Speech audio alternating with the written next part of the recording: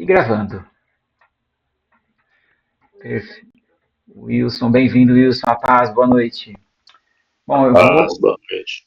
Boa noite. Vou começar a compartilhar, então, já comecei a compartilhar a tela. Vocês estão vendo aí, né? Material já. Perfeito. Então, hoje é o capítulo 10 Sim, e é bom a gente lembrar que teve um interlúdio ali no capítulo 7, que foi aquele momento que a gente viu a contagem dos 144 mil selados, né? Tem um momento ali de nós observarmos a, uma cena nos céus e, ao mesmo tempo, a gente tem a continuidade dos, dos toques dos abrir dos selos, desculpa. E agora a gente tem novamente um interlúdio, mas é entre os toques das trombetas. Então, os, os selos, na medida que eles vão sendo abertos, está sendo falado ali de juízo, de, de condenação, né? Vocês estão me ouvindo ainda? sim. Apareceu aqui que eu tinha perdido a conexão. Então, continuando aqui. Quando chega agora no capítulo 10, acontece a mesma coisa. Acontece um interlúdio, é uma pausa na contagem dos toques das trombetas, entre a sexta e a sétima trombeta, e a gente tem, então, novamente, duas cenas. E são duas cenas que falam da jornada da igreja, de uma condição da igreja. Parte está no capítulo 10, né, nesses poucos versículos do capítulo 10, e a outra parte, né, a segunda cena, está no capítulo 11, que é a cena das duas testemunhas, que eu comentei ontem, que é uma das minhas favoritas em Apocalipse. Né, e na semana que vem a gente vai ver aí essa cena que eu gosto muito. Então hoje, o capítulo 10, a gente está aí quase na metade do Apocalipse, e é um momento que a gente tem uma nova visão, mas ela vai se voltar para a terra. Olha que interessante. E diz assim o versículo 1: Então vi outro anjo poderoso que descia dos céus. Ele estava envolto numa nuvem, e havia um arco-íris acima de sua cabeça. Sua face era como o sol, e suas pernas eram como colunas de fogo. Então, uma imagem aí maravilhosa que João viu de um anjo gigante. Olha que legal. E essa visão acontece na Terra, né? A visão anterior que ele tinha tido era uma visão dos céus, né? Quando Jesus chama ele ali a partir do capítulo 4, ele começa a ter visões no céu. Agora a atenção se volta novamente para a Terra, né? O nosso mundo. E o anjo poderoso, né? Existem especulações de quem poderia ser ele. E, na verdade, a gente não pode cair no erro de dizer que, porque é um anjo poderoso, dizer que é Jesus. Não faz sentido. Até porque quando a gente vê aqui no Apocalipse, fica evidente para nós quando se fala de Jesus. Né? São usados os termos que indicam, né, que é o Senhor Jesus, quando chamam ele de testemunha fiel, né, aquele que caminha entre os sete candelabros, fala que ele tem as sete estrelas na sua mão, e uma série de atributos que são específicos e próprios de Jesus. Tem alguns atributos aqui do anjo que a gente consegue fazer alguma ligação. E por causa dessa ligação, tem gente que fala que esse anjo seria Jesus. Mas não vai fazer sentido, até porque tem uma voz que vem do céu, na visão, na continuidade, como vocês vão ver, e que aí fica claro que essa voz é a voz de Jesus, a mesma que falou para João: sobe para cá, no capítulo 4. Então, agora a gente tem aqui uma visão de um anjo, e é um anjo poderoso. E o que é um anjo poderoso? Né? Essa palavra, ela não é um título que a gente possa dizer que, por causa disso, é um anjo de uma categoria diferente. A gente precisa entender no Apocalipse, assim como a gente percebeu em outras cenas, como eu falei lá na visão de Isaías, né, na visão de Ezequiel também, como a gente viu e vai ver hoje também, tem cenas que tem uma descrição e que a própria descrição da cena já é algo para nós aprendermos, já é um ensinamento ou o nome da pessoa doente que aparece, né, da pessoa que aparece, já é um nome que indica suas características. Então, não é para a gente tomar como um termo que indica aquela referência da própria cena como uma categoria separada. Explico. Serafim, quando a gente vê na Bíblia, tem gente que fala que serafim é uma categoria de anjo, mas na verdade serafim significa um anjo que é abrasador. Por quê? Porque esse anjo da visão, que é chamado de serafim, é o anjo que pega com a tenaz, né, uma espécie de um alicate, assim, ele pega uma brasa do altar e leva até o profeta e toca nos lábios do profeta para purificação. Né? É ali na chamada do profeta, quando fala para falar da vocação dele, ele é purificado para poder falar de algo puro. Então, esse termo serafim é para falar que o anjo é abrasador.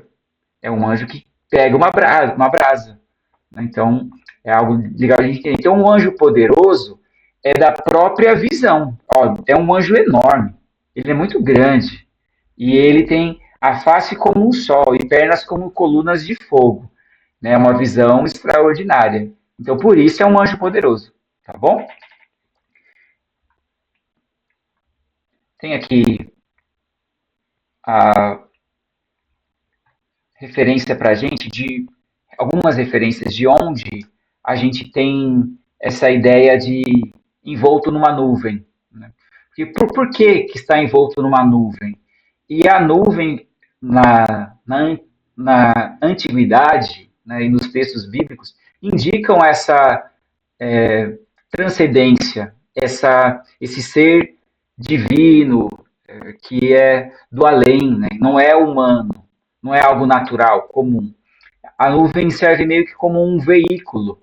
A gente vai perceber isso em alguns textos. Olha aqui, em Êxodo 13, 21, a gente vê que está assim: durante o dia o Senhor ia adiante deles numa coluna de nuvem, né? E uma nuvem que era a presença de Deus. A gente tem aqui em Deuteronômio 33, 26, diz assim: não há ninguém como o Deus de Jesurum, que cavalga os céus para ajudá-lo e cavalga as nuvens em sua majestade. Cavalga as nuvens, ele está nas alturas, né? E Salmo 104, e põe sobre as águas dos céus as vigas dos seus aposentos, faz das nuvens a sua carruagem e cavalga nas asas do vento. É poesia, gente. É poesia. Eu falo para vocês, está repleto de poesia. Apocalipse é também um texto artístico, não é? A gente já falou antes que não era um tratado de astronomia. Agora, também não é uma descrição de uma categoria de anjos, mas é uma forma poética, né, e forte de ensinar algo. E é assim que Deus se comunicou com João, para que João se comunicasse com a igreja, e o texto chega até nós. Isaías 19:1. Vejam, o Senhor cavalga numa nuvem veloz que vai para o Egito. Os ídolos do Egito tremem diante dele e os corações dos egípcios se derretem no íntimo. Então aí fica muito claro para a gente que a nuvem é algo que faz sentido e que indica aí essa transcendência, algo do divino, algo que vem de Deus. E o arco-íris, né? O arco-íris remete à fidelidade de Deus, o pacto feito com Noé. Né? O arco, que a gente chama de arco-íris, mas por uma questão aí nossa, atual, só para a gente identificar qual é o símbolo, mas o arco, o nome dele melhor, né? O nome mais certo seria o arco de Deus, não arco-íris, né? Íris é outra divindade que não é o nosso Deus.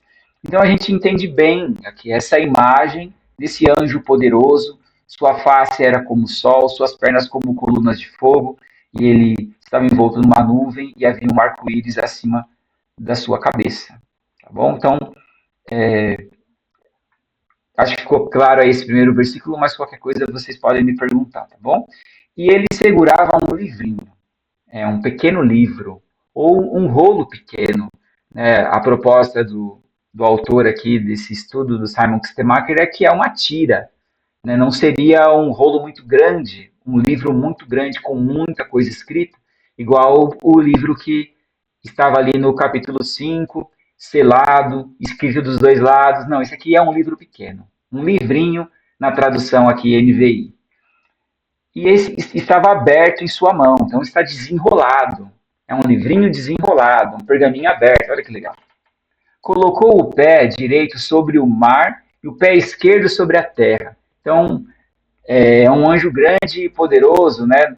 Não quero que vocês imaginem como uma pessoa normal que coloca o pé na areia e o pé numa água rasinha. Não, imagina um anjo poderoso, com um pé na terra e o outro pé no mar. Ele é muito grande, muito poderoso. E essa visão tem algo a ensinar para nós sobre essa presença divina na terra, sobre esse controle na terra e no mar. Lembrando que no Apocalipse muitas vezes é tratado terra, mar e céu e o que neles há de maneira separada, né? Então, o céu fica evidente no Apocalipse como sendo a chamada câmara alta, né? Sendo a morada de Deus, né? Lembra que Jesus falou para João no capítulo 4, sobe para cá, né? Agora a gente tem o anjo com um pé na terra e outro no mar.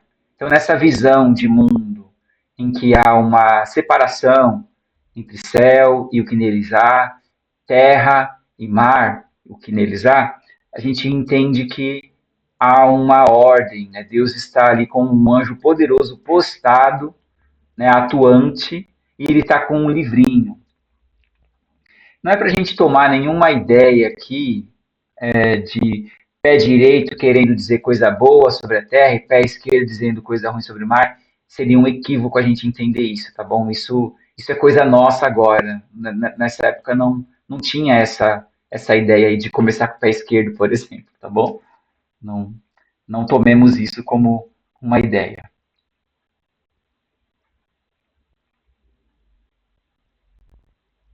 Aqui o que eu tinha falado para vocês sobre a, uma fraseologia que é usada no Apocalipse e que a gente encontra algo muito parecido no Antigo Testamento, que no texto da chamada do profeta Ezequiel, a gente tem ele numa experiência de êxtase também, diz assim: então olhei e vi a mão de alguém estendida para mim.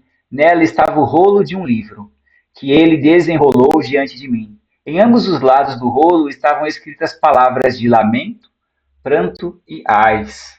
Então, aqui a gente vê na chamada do Ezequiel, uma chamada para que ele fosse um profeta, para que ele profetizasse.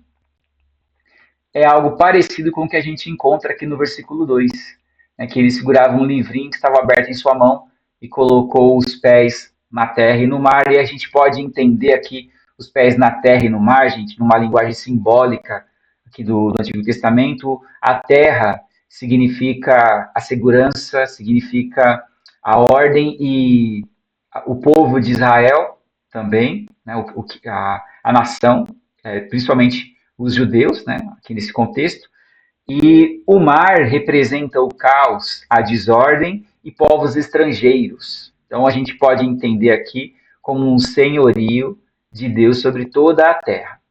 Essa é a melhor aproximação que a gente pode fazer e que essa imagem pode indicar até aqui para a gente. E deu um alto brado, como o rugido de um leão. Quando ele bradou, os 7 trovões falaram. Olha que legal. Vocês estão imaginando essa cena? Tem que imaginar a cena, hein? Já falei para vocês.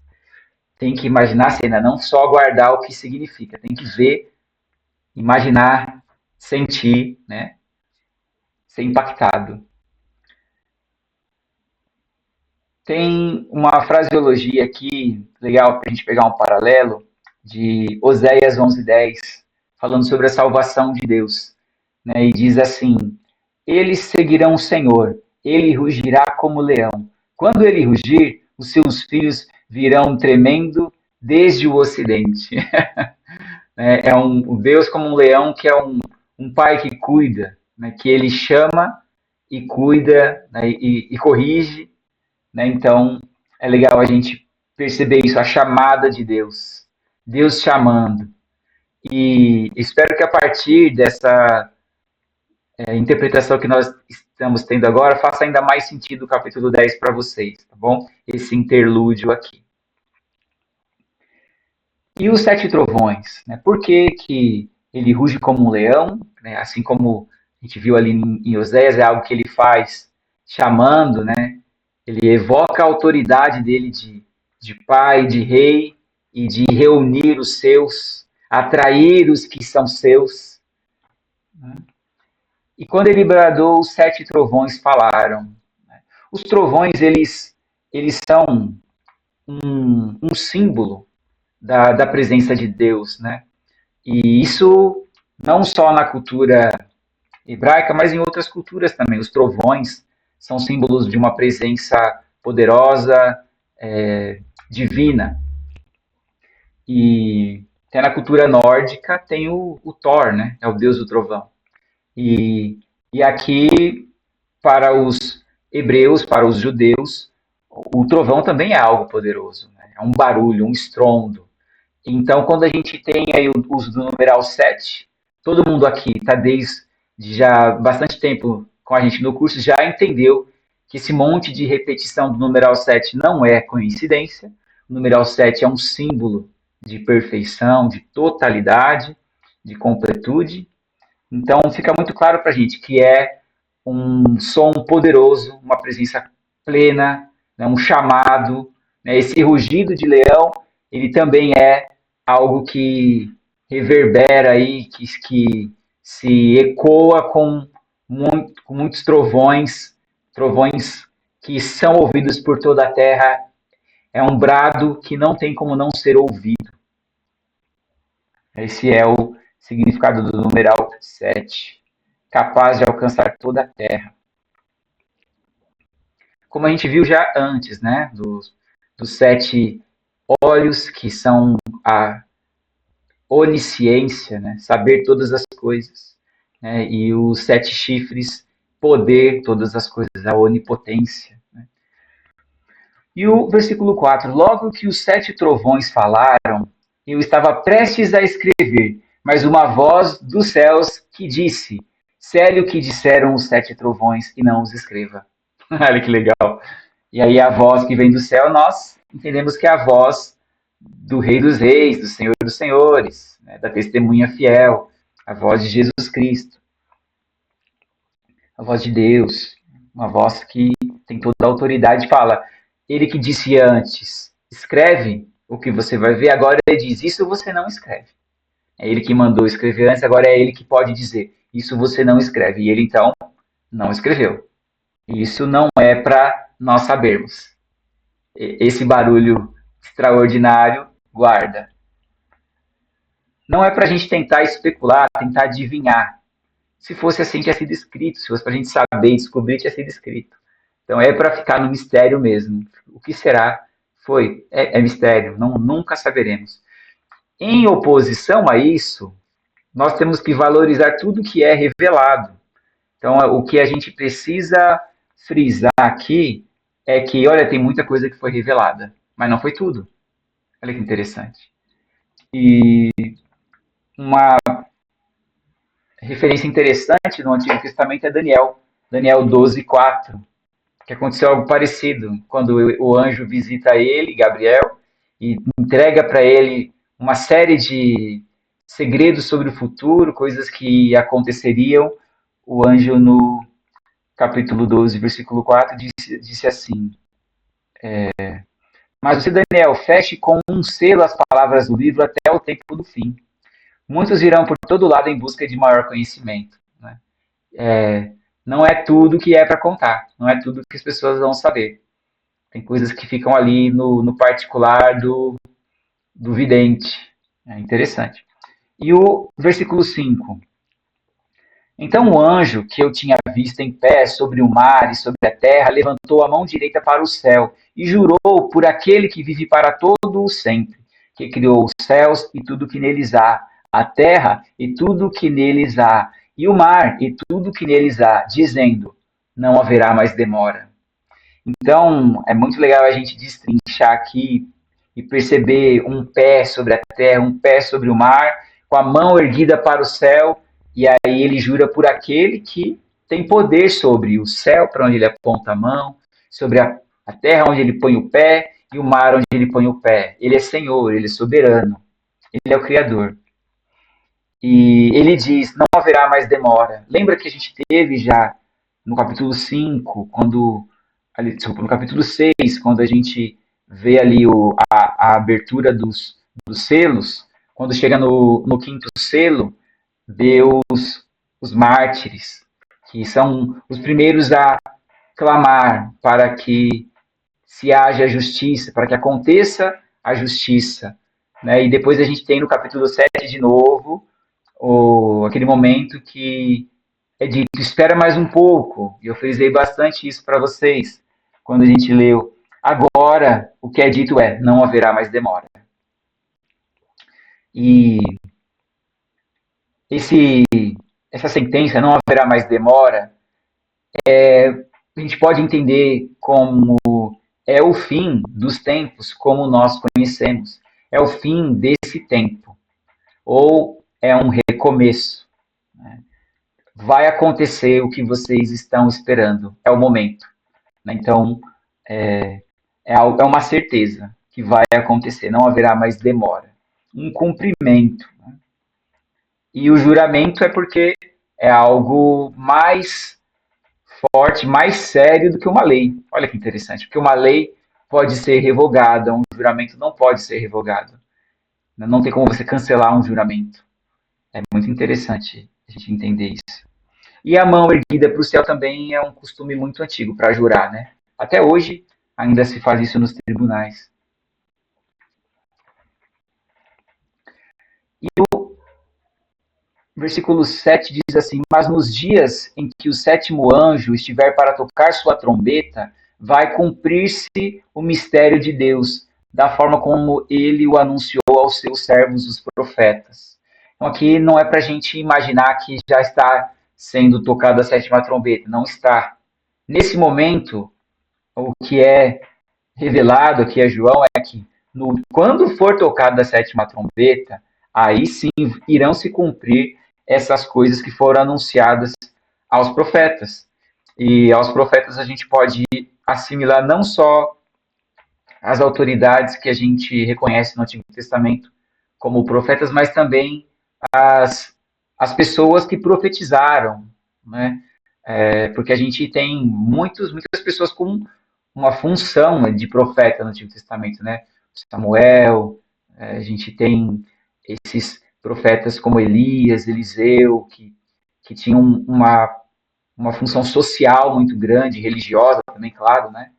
Mas tem muitas outras pessoas que profetizaram e que disseram sobre as verdades de Deus, né?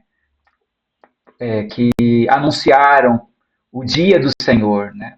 Tantos profetas como muitos outros que não eram profetas somente. Davi, por exemplo, o próprio Senhor Jesus Cristo, os próprios apóstolos, né, os mártires da igreja, eles estão anunciando, profetizando. E essas coisas elas vão acontecer e é na sétima trombeta. É um fim. Né? Não haverá mais demora.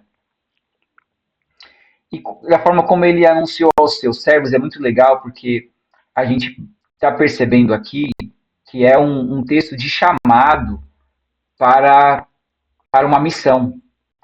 Né? Esses paralelos que a gente tem são de momentos em que os homens no Antigo Testamento eles estavam sendo chamados para serem aqueles que iriam dizer ao povo como chegar a Deus, como se achegar a Deus, como mudar a conduta, né? Como melhorar a condição, as suas falhas, suas faltas. Isso é o profetismo. A gente ter uma função na espiritualidade das pessoas, a gente ensinar elas, né, apontar um caminho. Era assim o Antigo Testamento. Algo muito importante, muito precioso para a nação. E aqui a gente vai percebendo que está se desenrolando né, e se desenhando esse cenário em que é uma palavra poderosa, é um brado forte para ir para toda a terra, não haverá mais demora, quando se cumprir. Então, são uma série de preparações agora para esses últimos versículos. Diz assim o 8. Depois falou comigo mais uma vez a voz que eu tinha ouvido falar dos céus. E a voz diz assim: Vá, pegue o livro aberto que está na mão do anjo que se encontra em pé sobre o mar e sobre a terra. A voz vem do céu, cheia de autoridade, é aquela voz que diz: Não escreva. Então é a voz cheia de autoridade, voz de Cristo. E aí ele, obediente, João diz: Assim me aproximei do anjo e lhe pedi, né, educadamente, lhe pedi que me desse o livrinho. Ele me disse, o anjo disse: Pegue-o e coma-o. Ele será amargo em seu estômago, mas em sua boca será doce como mel. Olha que interessante. A gente vê a troca aqui, que ele diz: será amargo no estômago, mas será doce na boca.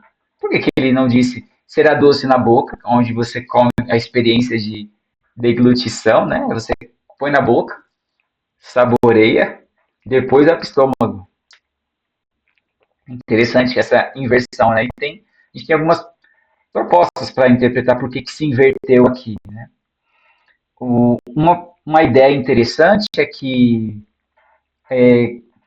a ênfase não está no comer, simplesmente, mas no fato de ele ter ali uma experiência dolorosa e ele ter essa experiência dolorosa angustiante, que é a viver e sofrer pelo evangelho, mas quando ele fala, as palavras dele são palavras de salvação, então são palavras doces, mas a experiência dele de sofrimento em prisão, em perseguição, em opressão, é uma experiência difícil. Então essa é uma possibilidade. A outra possibilidade é a gente simplesmente entender que o anjo trocou ali para falar a primeira coisa mais difícil para depois falar por último da coisa boa.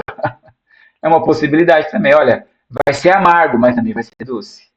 Que você quer primeiro a notícia ruim ou a boa? Né? Pode ser. Mas eu gosto mais de pensar que é algo que no íntimo é difícil, mas que quando você fala é algo para salvação, é algo doce, é algo que você se alegra em compartilhar.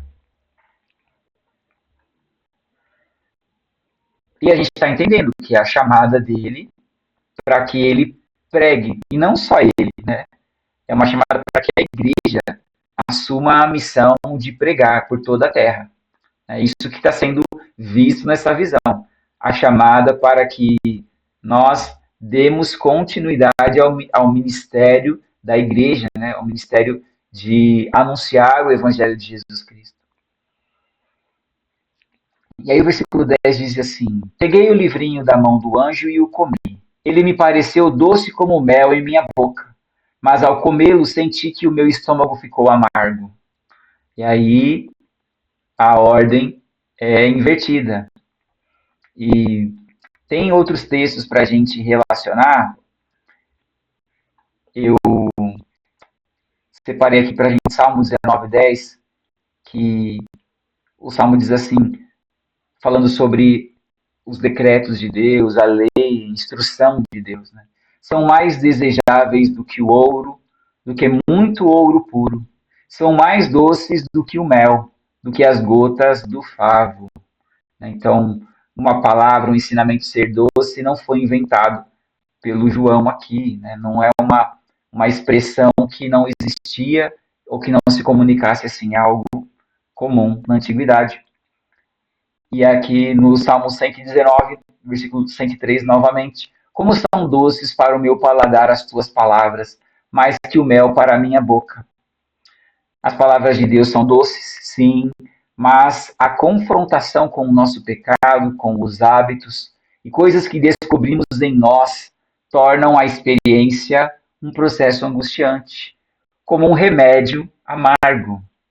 É a amargura no íntimo do ser, algo que só a gente sabe. É interessante, não?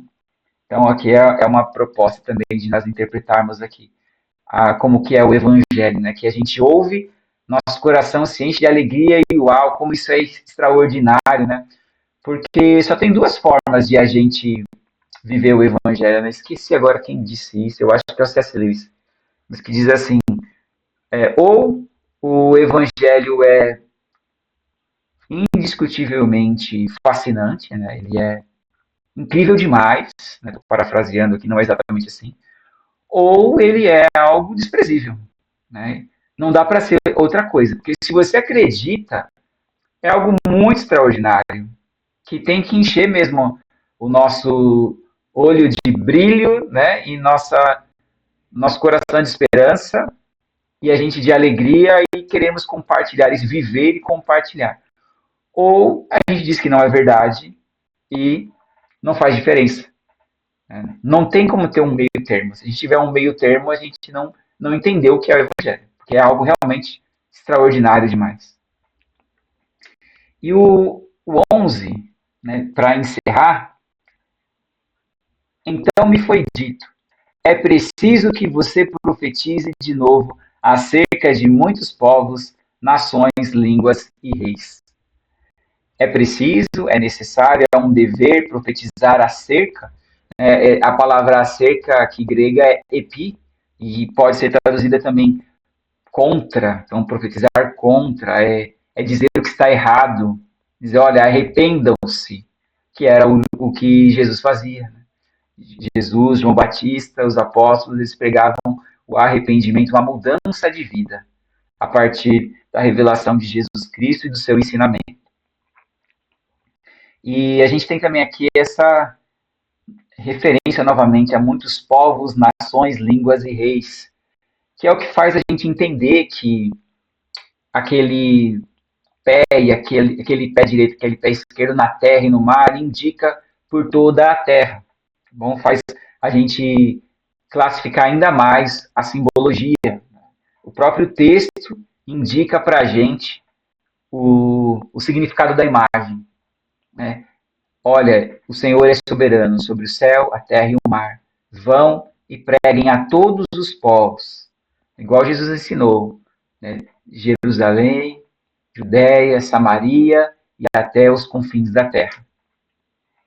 E igual no capítulo 5 se repete aí a fraseologia, né? Povos, nações e línguas. Só que lá no 5 não fala dos reis, mas diz que foi para constituir, né, os chamados para serem constituídos reis e sacerdotes. Então, tem a palavra, mas está um pouco diferente de contexto. Mas aqui, povos, nações e línguas, né, deixa muito mais evidente para a gente que o evangelho precisa ser pregado para todos.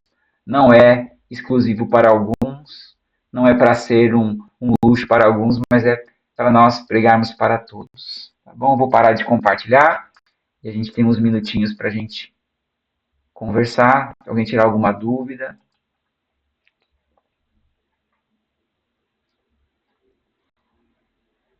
Paz, Isa, boa noite. Tudo bem?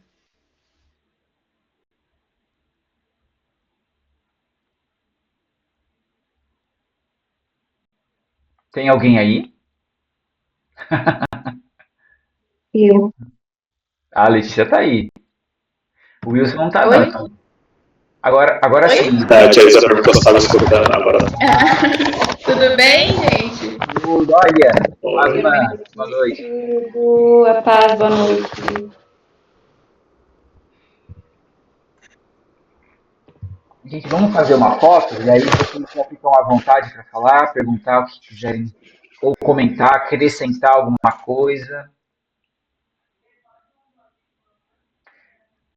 Já ouvi Bia. A Bia não vai tirar foto hoje.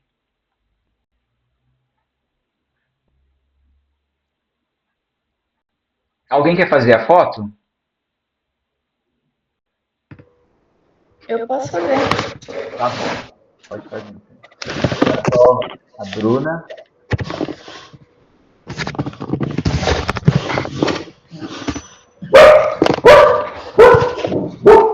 Meu Deus do céu.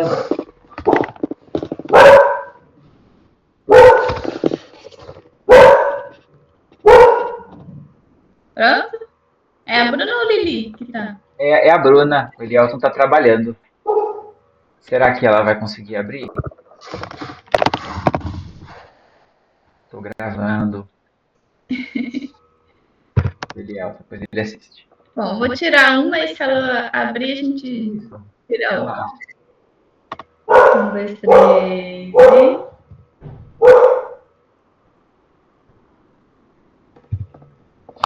Obrigado, Isa.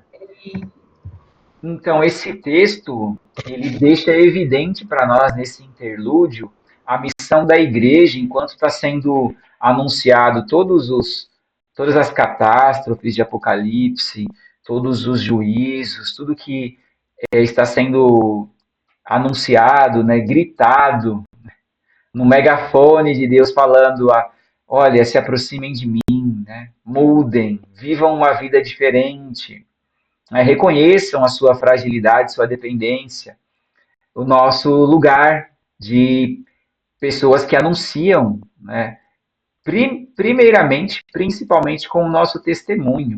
É quando a gente vê a continuação, no capítulo 11, o texto começa com as duas testemunhas, então está muito conectado.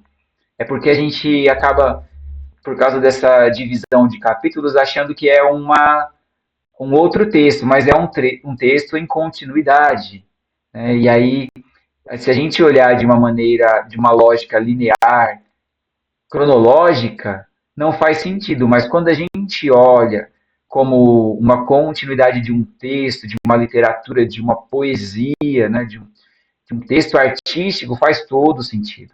O texto termina com essa vocação, né, não termina na verdade, porque a divisão de capítulos ela é posterior, né?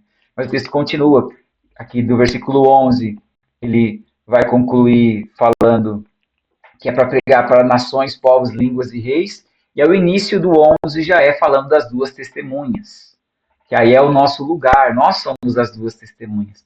Mas eu vou deixar para a próxima aula esse conteúdo que é maravilhoso, vocês vão gostar muito. Alguém quer fazer algum comentário, falar que alguma coisa não ficou clara? É uma dúvida, mas dá para afirmar que todas essas visões foram para embasar a necessidade de evangelizar os povos, afirmando sobre o juízo final, algo do tipo. Podemos dizer que sim, mas não só isso, né? Acho que principalmente foi para fortalecer a igreja. É para fortalecer a igreja, mas está incluso, né, no pacote da missão do fortalecimento o se testemunhar, né, se perseverar até o fim. A gente tem isso principalmente presente ali nas 7 cartas do capítulo 2 e 3. Capítulos 2 e 3 tem as cartas para as 7 igrejas, se fala muito disso, de perseverar, de permanecer, de continuar, né, de não desistir, não deixar o primeiro amor, e de se arrepender. Então, é uma carta de esperança e de fortalecimento, mas sim, também tem essa vocação para a igreja ser o profeta desse tempo, né? Ser quem vive e testemunha a sua fé. Então, sim, podemos dizer que as imagens são para a igreja pregar, mas incluso no pacote, né?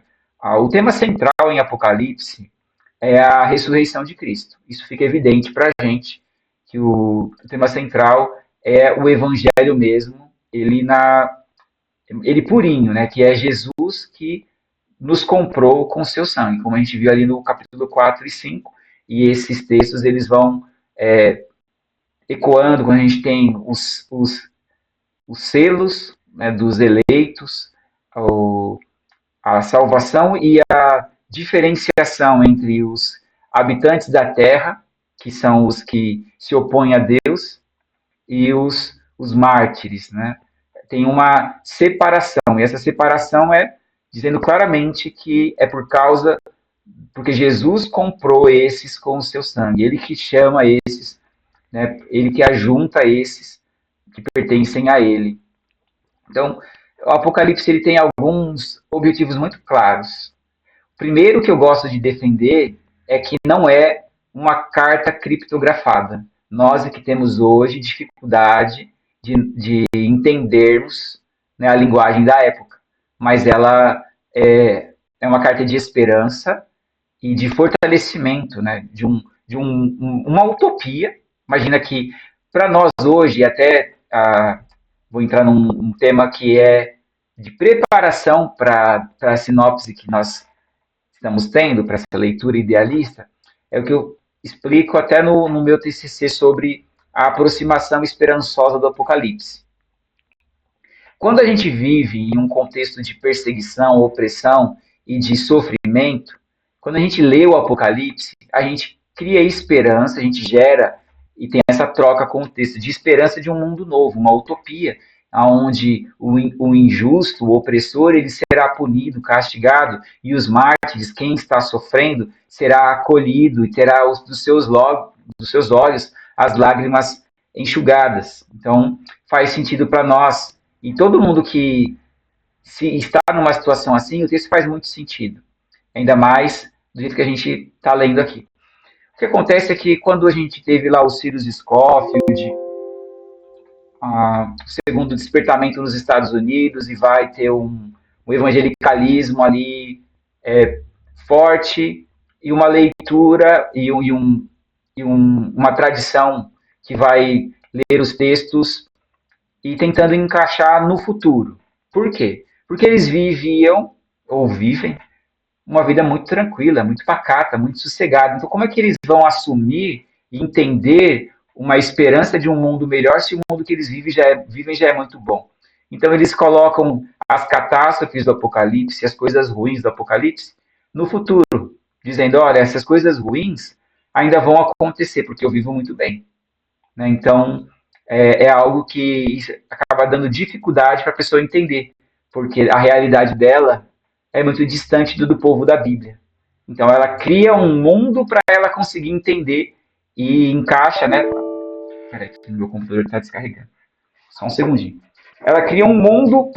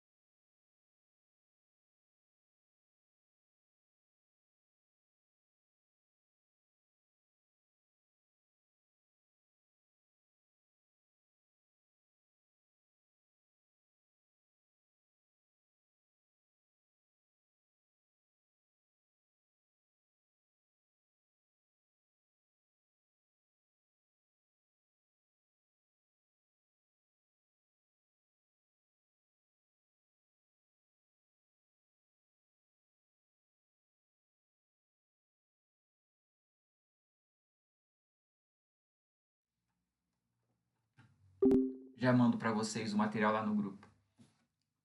Mais alguma pergunta ou comentário, pessoal? Às vezes eu falo bastante. Desculpa se eu compliquei mais ainda para alguém, enchi de mais dúvida, tá bom? Nada. Estou trabalhando para melhorar isso.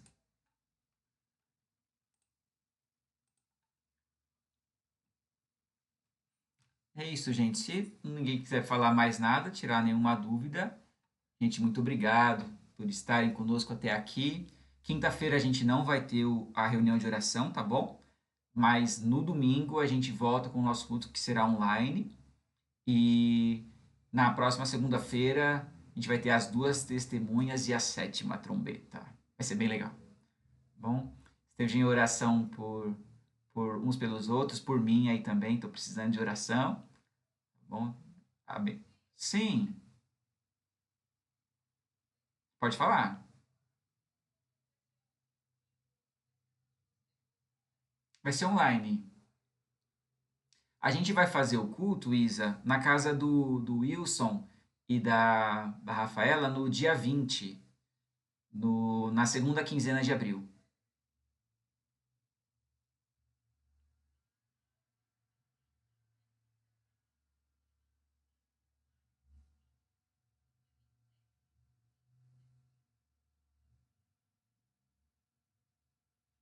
Isso, perfeito, gente.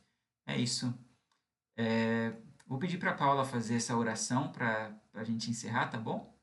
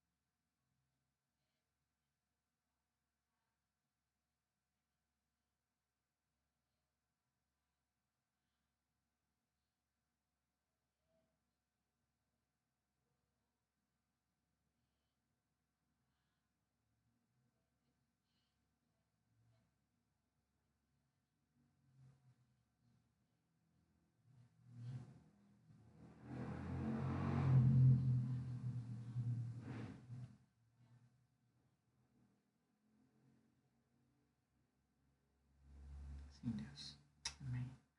Amém, pessoal. Obrigado, viu? Boa semana para todos. Até domingo. Obrigado eu, gente. Amém.